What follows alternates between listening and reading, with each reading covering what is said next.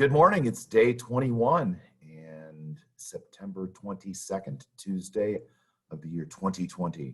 So let's jump into our share screen. But first of all, I need to remind some of you that you will be doing your map test today, and you'll have a link to go to on the Canvas page for the teams.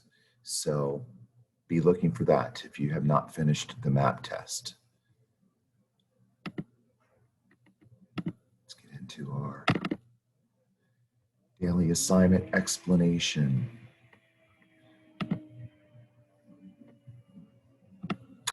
Day 21, as stated. Oh, already a mistake, Mr. B. Day 21, sir. Yes. Homeroom specials reminder, PE at 10:30. Remember the color coordinating. I hope that's helping you. Today, we will be listening to more fables and also reading the Seven-Headed Manitou, a Canadian Ojibwa tribe folktale. Same thing with daily reading. Please make sure you are doing your daily reading. Choose your best box of facts paragraph that you've created so far and improve it. You don't have to do a new one today. I want you to take one that you've already done and make it even better. You're going to have a spelling test on quizzes today. So I will give you that link. It'll be right here after I set it up, and you'll be able to click on that. We're also going to be doing a comma rules Jeopardy today. Small groups will be doing that, the same small groups that are doing social studies. Also, I got that to work for my homeroom by doing it differently with Mrs. Fleming's homeroom. Today is day one on our new editing topic, Earth on the Move. People have been making discoveries about Earth for as long as humans have lived here. Sometimes people have to let go of their old-fashioned, widely accepted beliefs where they can accept new ideas. For example, many people in the late 1400s believed the Earth was flat. Some people were not convinced that Earth was round until ships made it safely all around the world. Lots of mistakes there. Find them.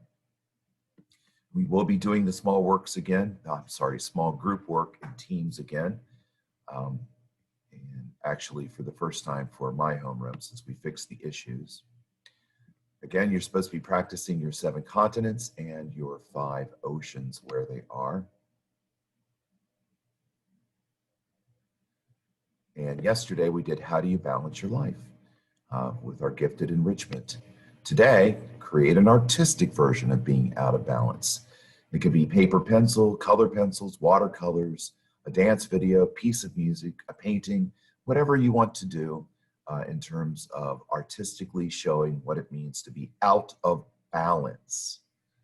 You choose your method of expression. You can videotape it too. And since some of you guys are YouTubers, I bet you can put it on YouTube so we can all see it. Online mysteries today, and a really cool video on skipping stones, how to keep that rock balanced so that it skips and skips and skips. Stone skipping. Fun fact of the day, did you know you have your own voice, your own ideas, and your opinions are unique in the universe? Seriously, do you know that? Prove it. Prove it. I want to see some researching done. We still have our examples of great paragraph writing with our box of facts technique. You can browse those and again, improve your own paragraph in here. We're going to stop this share and we're going to go to another share of our story today.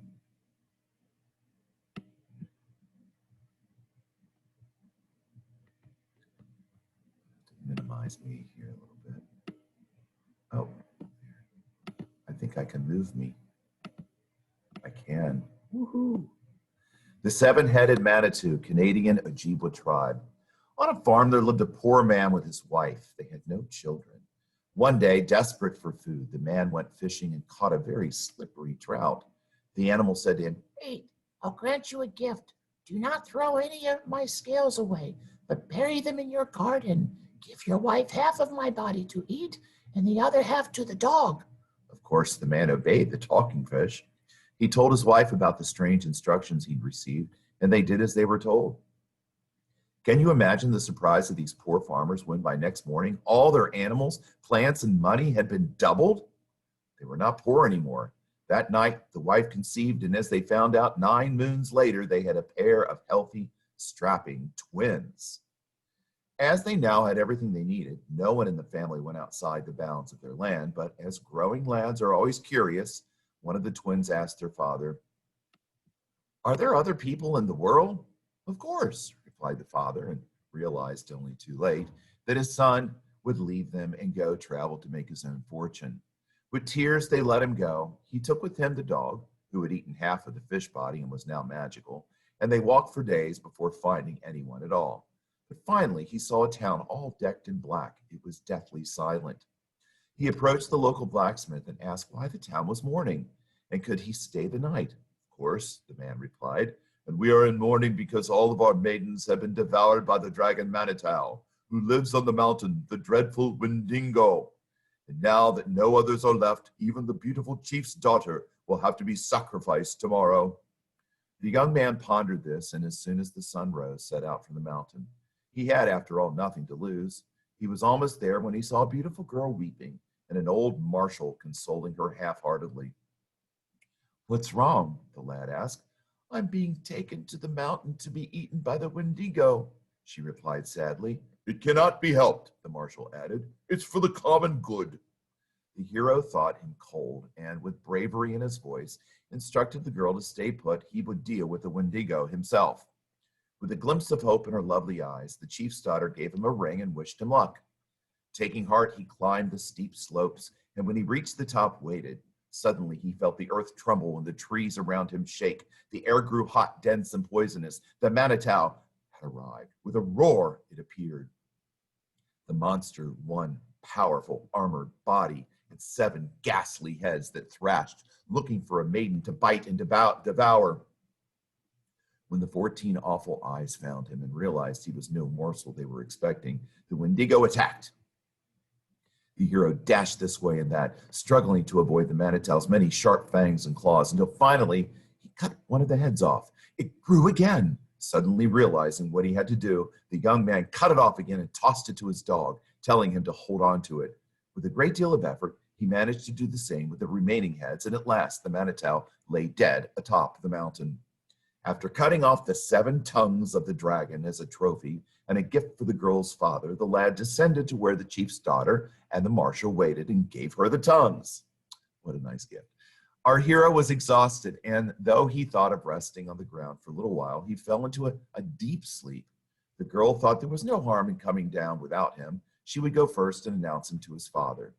But on the way back, the old cowardly marshal said, "You will give me the tongues and tell your father it is I who killed the Manitou. If you refuse, I will kill you." Afraid, the girl did as she was told, and her father, pleased to see his daughter again, announced she and the marshal were to be married that very night, even though she did not want to. When the wedding feast was going on, the hero, finally awake, walked in and immediately understood what had happened. When the girl saw him, she took a chance and told her father the truth of what had happened. "He has my ring as proof that this is true," she explained. Ashamed to have been played for a fool, the chief walked up to the hero, who was sitting near the door, and invited him to a place of honor. When the traitorous marshal saw this, he tried to escape, but was caught. The chief declared him guilty, and with great applause from the crowd, he was thrown out into the stormy sea in a little barge. The hero, however, received great honor and married the chief's daughter, who loved him, as he had saved her at his own risk. They were happy for many years and became powerful, prosperous, and famous. The end.